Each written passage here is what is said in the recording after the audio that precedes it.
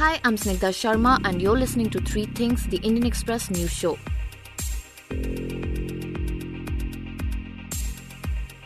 In this episode, we talk about the possibility of the formation of a third front against the BJP. We also talk about West Bengal's preparation to tackle the third wave of COVID-19. And we bring you details of a report on donations received by political parties from electoral trusts. On Tuesday, National Congress Party leader Sharad Pawar hosted a meeting of leaders of 8 opposition parties along with some eminent personalities at his residence in New Delhi. Apart from the TMC and NCP, the meeting had representation from the RLD, National Conference, Samajwadi Party, Aam Aadmi Party, CPM and CPI. In the meeting, which has drawn a lot of attention ever since, a decision was taken to formulate an alternative, inclusive vision for India. However, the Congress's absence was conspicuous. What's causing more political excitement is that Pawar, a veteran leader, has been a close ally of the Congress for the last nearly 2 decades, and no member of the Congress was present at the meeting. The meeting with Pawar has fueled speculations about the possibility of opposition parties coming together to form a third front against the BJP. In this segment, we were joined by Indian Express's Manoj CG to find out more. So, Manoj, can you begin by telling us why do we keep hearing about the formation of a third front and why has it never really worked out so far? In the recent past, the talk about the third front, formation of a third front, has actually waned. In the sense, the left parties, the CPIM and the CPI, if you see in the early 2000 or in the last decade of the last century, the left parties had played an active role in formation of a third front. It was mostly aimed at the Congress. They want a non-Congress formation, also to keep the BJP at bay. In the last 7 years, ever since the BJP has come to power at the center, the talk about a third front has not really found much resonance. First of all, because the CPIM, which was talking about it on and off, they had come to a conclusion that third front is not really a viable possibility in Indian politics given the situation now. Now, what has happened recently is that many of the opposition parties, some of them had said it openly also, they believe the Congress, which is the principal opposition party, it is the largest opposition party in terms of numbers and in terms of presence. So they believe the Congress is not able to provide the kind of leadership which is required against the BJP. So there is a sense of unease among many of these opposition parties. All of them are anti-BJP. So they feel there is a requirement for a much more vibrant, robust opposition against the BJP, which the Congress, they feel, is not able to provide. But again, in 2017-18, if you remember, Chandrasekhar Rao of the Telangana Rashtra Samiti, he had then spoken about formation of a federal front, because in Telangana, KCR was then facing the Congress. The main opposition was the Congress. So he had reached out to Naveen Patnaik of the BJD in Odisha. In Odisha also, the Congress was then the main opposition, and Mamata Banerjee of West Bengal, but it didn't fructify, it didn't go much far. After the 2019 elections, the Congress was weakened further, especially in Odisha and in Telangana. The BJP is now knocking at the doors in both these states. Similarly, in West Bengal also, Mamata Banerjee's the main opponent now is the BJP. So this time, the call was given by Mamata Banerjee. She believes there should be a federal front. So it is not a third front in that sense. When she talks about federal front, it is a front of all opposition parties against the BJP. So that is the story of the third front so far. Right. So, Manoj, can you tell us more about this recent talk of a third front that is doing the rounds again? And what does Rashtra Manch have to do with it? What has happened was that there's a cross-party platform which has some politicians and which has some non-political players. This formation, this platform was set up by the likes of Yashwant Sinha in 2018, that is a year before the last Lok Sabha elections. So this was an idea which was conceived by Congress leader Manish Tiwari and former diplomat KC Singh, incubated into given a formal shape by Yashwant Sinha, Dinesh Trivedi, Pawan Verma. So the idea was to bring together credible voices which broadly fall in the anti-BJP space, not just established political players or leaders from established political parties, but intellectuals, academicians, writers, journalists. So that was the idea of this platform, which they named it as Rashtra Manch. But it didn't go much far. They had come together and set up this platform. After that, recently we saw Yashwant Sinha, return to active politics by joining the Trinamool Congress, and in between the Lok Sabha elections happened. So this platform was always there, but it was not an active political platform. Recently, what happened was that Yashwant Sinha, after obviously Mamta Banerjee, now he's in Trinamool Congress, after his leader gave that call for a federal front and all, he tried to call a meeting of the Rashtra Manch. And these are his words. We have to take it with a pinch of salt or a bucket of salt as we see it ideal. He says, Majid Maman, Rajya Sabha MP from the NCP, he's also one of the founding members of the Rashtra Manch. He spoke to Sharad Pawar about this Rashtra Manch and the meeting that it is planning to convene. And Pawar, accidentally or coincidentally, he was in Delhi. He agreed to host that meeting at his residence. So then the dimension completely changed.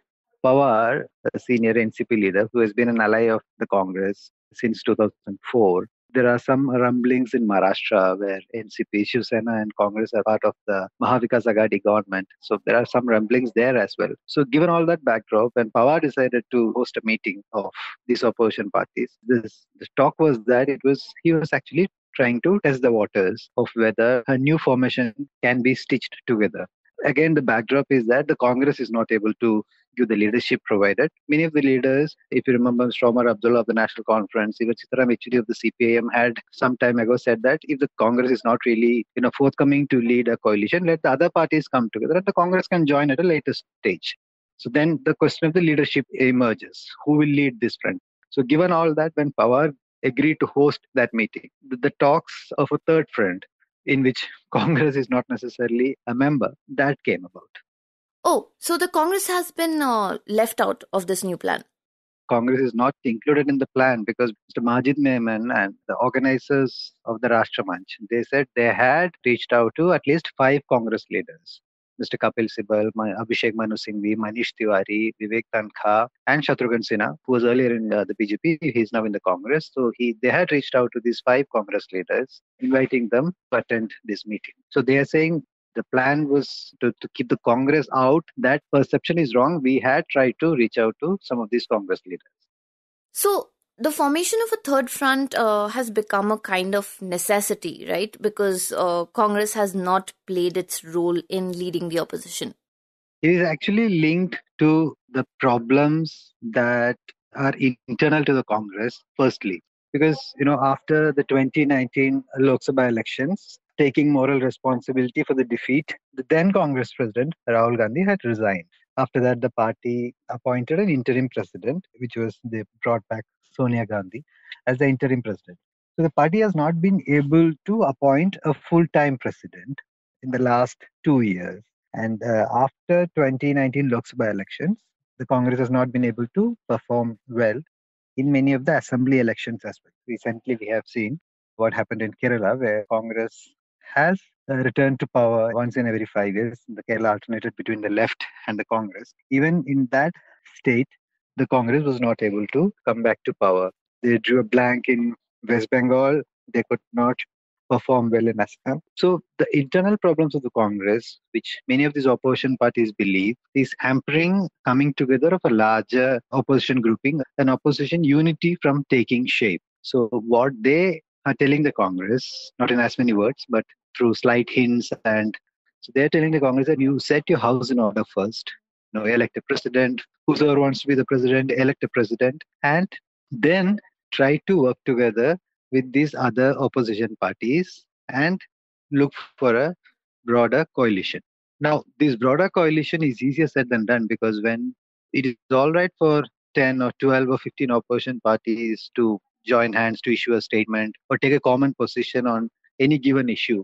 But when it comes to transforming that into an electoral coalition, there will of course be difficulties, because many of these opposition parties fight against each other in states. But many of these parties believe there will be states where these opposition parties will have to fight against each other. But there will be some states where there can be adjustments. So there, this opposition unity can come in handy. But the idea is to at least bring as many opposition parties as possible on a common platform at the national level on an issue-based coalition. Now, Manoj, we know that this talk of a third front has done the rounds many times.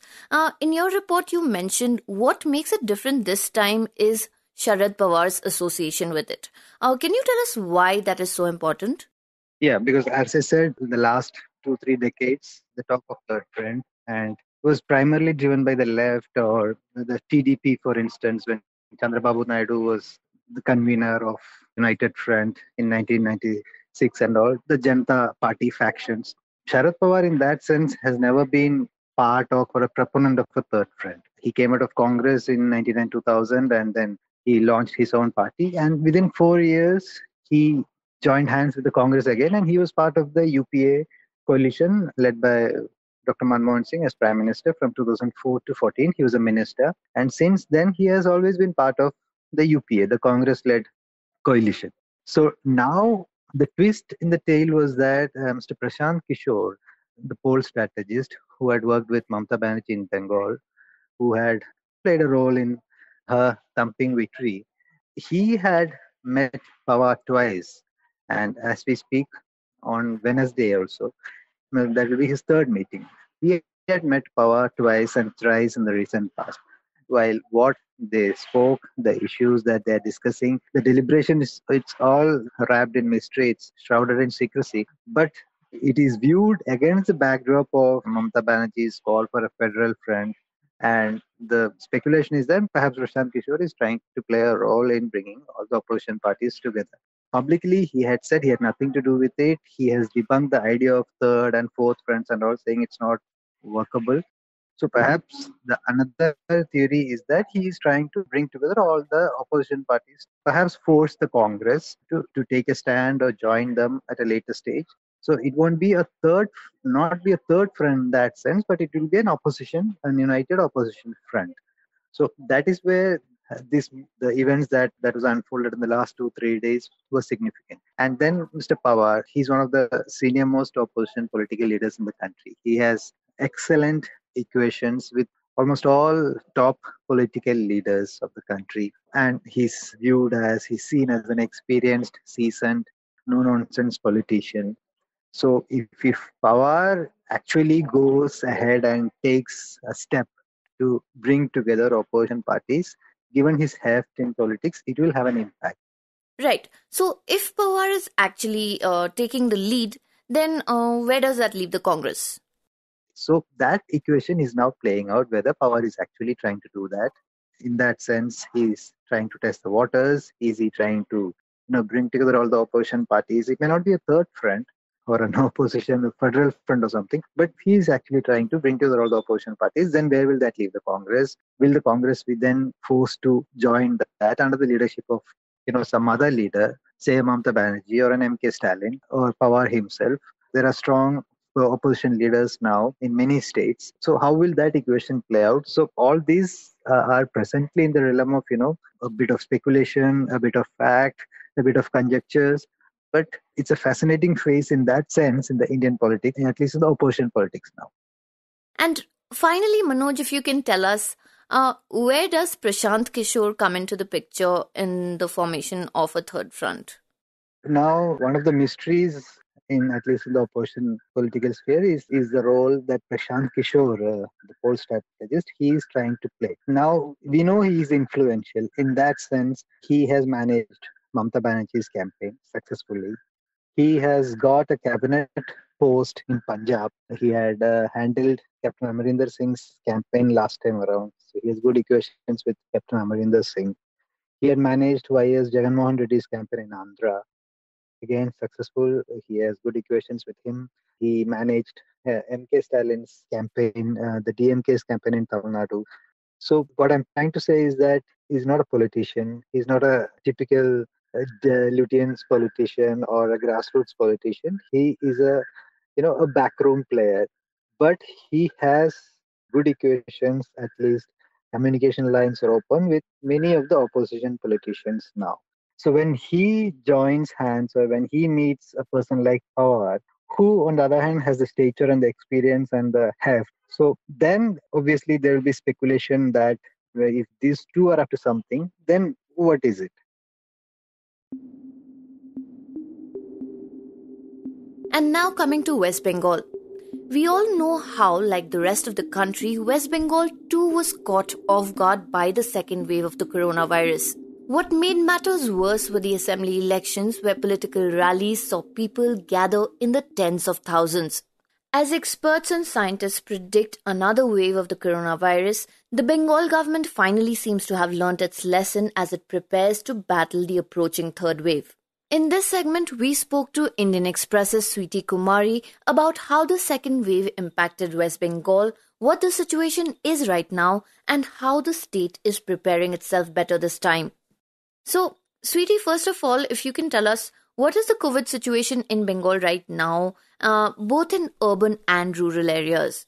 It's a good news that situation is better than what we had seen in March or April or May. See, the latest data of government says that in last 24 hours the state has recorded around 1,852 new COVID cases. So we can see that from 17,000 cases in the mid of May, we have come down to below 2,000 cases.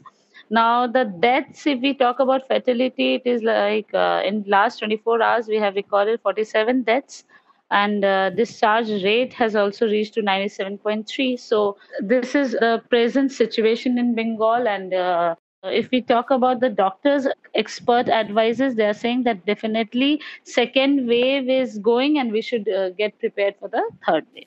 Now, since you asked me about the rural and the urban city, so basically, if we see the second wave in Bengal, the worst affected was Kolkata, which is the city side, and North Chobis Pargana district. In first wave, the rural side were not that affected. Like there were very few cases during the first wave. All the cases were recorded from Kolkata and the adjoining districts. But in second wave, we have seen that post-elections, cases emerged from Birbhum, Nadia, and different rural side of the state. North Chobis Pargana was worst affected, and even today, when the situation is improving, we see that North Chobis Pargana continues to record 10 deaths. Like most of the deaths that we record, maximum is from North Chobis Pargana and Kolkata.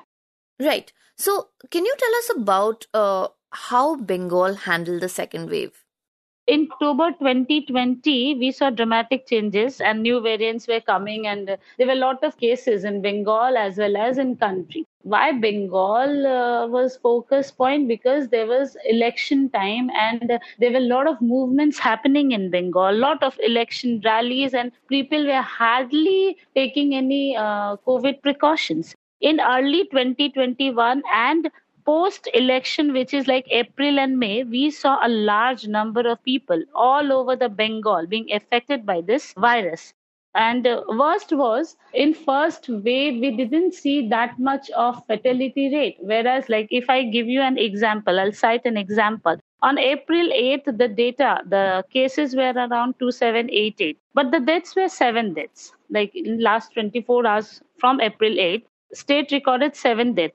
Now the COVID cases has come down to 1852, which is quite close to the data of April 8, but the death figure remains high, which is 47 deaths. So this shows that how badly second wave affected Bengal, and there was completely no preparedness from government side, be it central or state. The focus was poll. Only doctors were sending warnings. I was speaking to one of the doctor, and I remember he said that the situation in Bengal post May 2, which was the poll result day, will be like Kalinga war, where the chief minister, whoever it is, he had said that time that whoever it is will be taking oath with all the dead bodies around. Such was the situation, and this is sad that on March 1, we had recorded around 119 new COVID cases. May 2 was the result day, and if I am not wrong, we recorded more than 17,000 new cases, and deaths were around 150. So this shows that there was completely no preparedness from central or state government, and all the focus was on election. So, Sweetie, the Bengal government has some plans to tackle the impending third wave, right? Can you tell us more about these plans? So taking lessons from second wave, there are lot of planning happening so that if third wave, if it hits Bengal badly, then they are better prepared for. Yesterday they formed a team, like state government formed a team. So it is a 10-member team which will be accessing the infrastructural, logistical and clinical preparedness to tackle the challenges coming from third wave. Now, the infrastructural development of pediatric cases will basically be done in phase manner. So, what they have planned for now is 1,300 existing CCU of adult ward will be used for pediatric cases. So, they will not be installing any new CCUs or forming a new hospital like that, not constructing a hospital. But what they will do is the state government is planning to convert the 1,300 adult CCU wards to tackle COVID pediatric cases. Recently, there was an order from state government to reserve, to earmark 25 beds, minimum 25 beds in most of the government hospital for pediatric cases.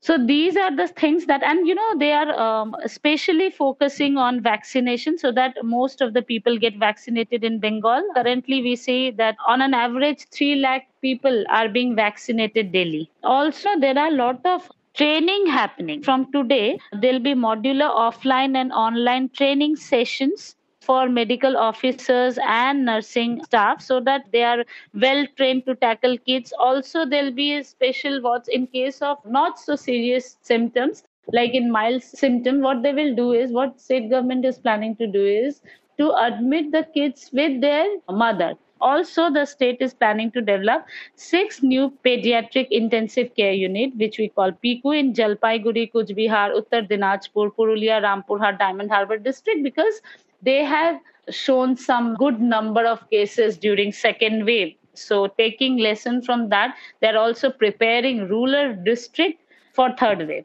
Apart from converting adult ward into those pediatric patients, the state is also procuring oximeters. We all know that oximeters meant for adults are not suitable for pediatric cases. So basically, they are procuring oximeters and ventilators and different equipments beforehand so that when, if it hits kids, they are well prepared. As per health department, they are planning to have 250 to 300 pediatric care unit for kids, for children. Now, if need be, this PICU, which is pediatric intensive care unit, will be increased to 500, and this will be reserved, like approximately 500 to 800 pediatric intensive care unit will be reserved, will be set aside for kids. Also, for infants, we have 68 SNCU. SNCU is in sick newborn care unit. So we have 68 sick newborn care unit at present in Bengal. So hospitals have been already alerted that if need, they will be using this SNCU for COVID patients. COVID positive cases, children who are 90 days to 12 years of age will be admitted to COVID female beds. And finally, coming to the donations received by political parties.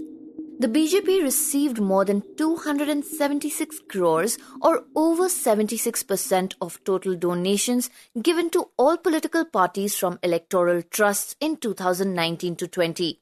The findings are according to a report by poll rights group ADR, or Association for Democratic Reforms. The BJP was followed by the Congress, which received more than 58 crores, or about 16% of the total donations received by all parties.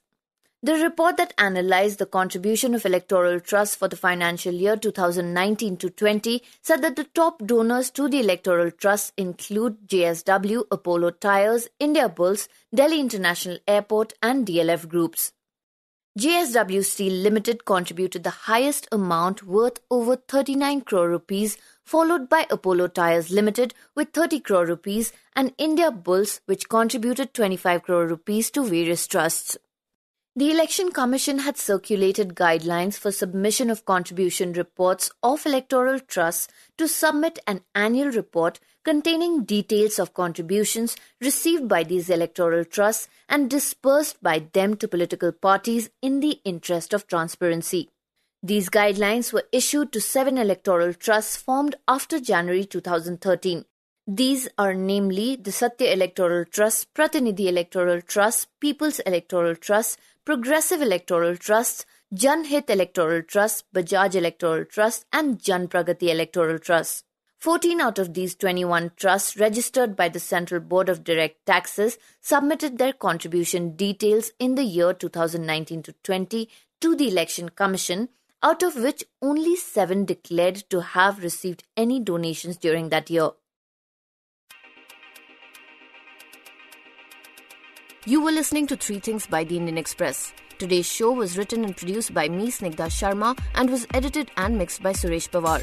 You can follow us and leave us feedback on Facebook or Twitter at Express Podcasts, or send us an email at podcasts@indianexpress.com. And if you like this show, please do subscribe and leave us a review wherever you get your podcast from so more people can find us. You can also look for us in the audio section in the top right corner of our website, indianexpress.com.